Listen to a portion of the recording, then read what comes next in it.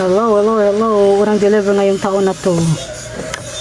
Kasi ngayon ako nagpa-deliver ng mga butcher na Ba, January 8 na ngayon ako nagpa-deliver ulit kasi sa dami pa nating mga stock. May Alfonso pa tayo na isang box, hindi kasi naubos. Ayan yun. Ito pala yung pinangano ko ngayon. Tapos may darating tayong pure gold ngayon or tomorrow. In-order ko rin. First order natin sa 2026. Ito yung worth of 5,403 pala ang ating ayan RC, Lemon, Casalo, Red Horse, yan, mga Grande. Karamihan ay mga alak tsaka soft drinks kasi nag-stock talaga tayo nung bago mag New Year. Hindi naman naubos kaya ngayon lang ako ulit nagpa-deliver. Tingnan natin.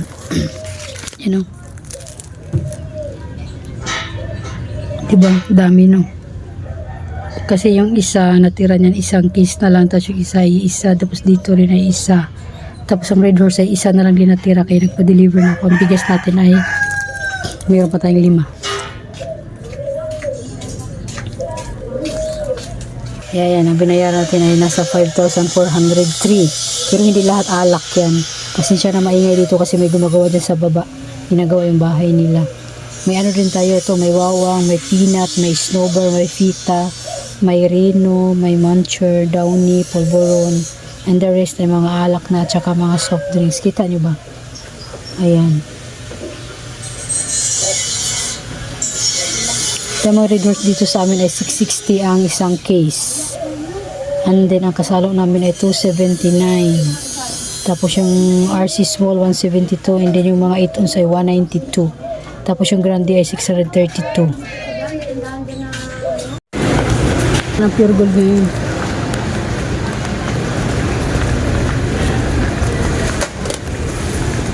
Ano ito gusto ko? Ayaw ka lang pa.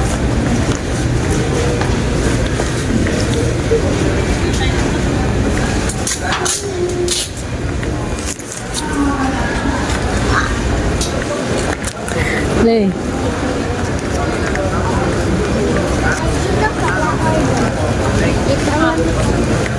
Tara! Tara na!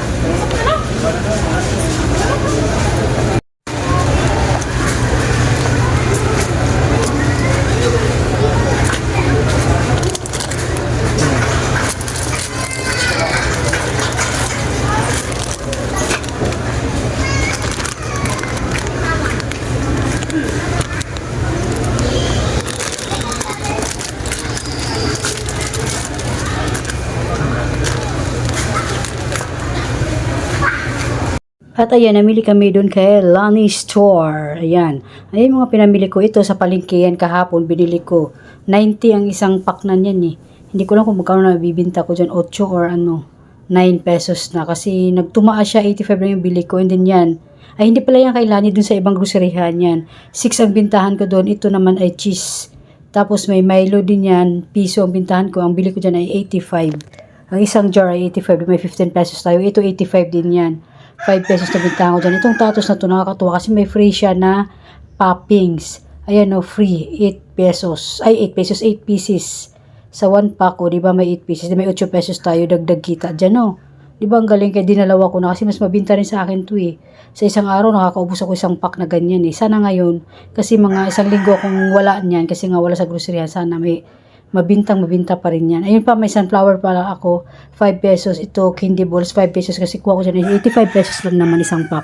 Sa Shopee is 90. Mas nagtaas ang Shopee ng 5 piso. At ito rin, dumating rin ang pure gold natin. Isang araw lang niya dumating si pure gold. Nag-grocery muna ako. Hindi pagbalik ko, nandyan na si pure gold.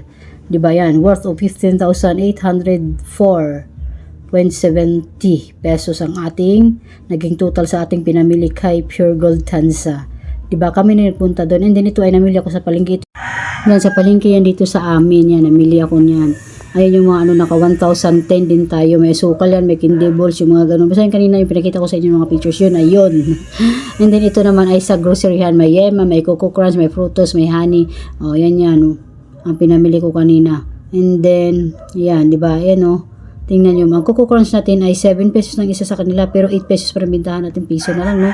Sunod na lang ako magtaas, pagbalik siguro, pag bibili ako ulit, kasi sa ano is mura lang naman din. Ito yung kanina yun, may candy balls, may sunflower, may chocolate, tons, may chocolate na ano, tapos may tattoos, tapos yung likes na chocolate na kulay pula, 6 pesos ang bintahan ko dun. Ayan yung mga pinamili natin, 1,010, tapos yung isa ay, magkano nga ba yung isa, nakalimutan ko magkano yung isa nating resibo. Hindi nito si Pure Gold ay umabot tayo ng 15,000, 7 boxes.